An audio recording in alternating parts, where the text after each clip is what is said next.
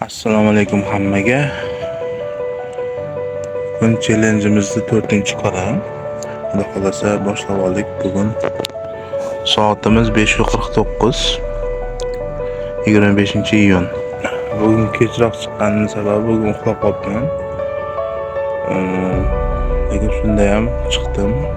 Kech bo'lsa ham. Unda bismillah deb boshladik Alloh yo'lida. Bugun 4-kunimizda Allohdan kuch sabr so'raymiz. Kechagi lokatsiyaga keldim. Avtobusda keldim bugun. Sababi kech ketarkanman.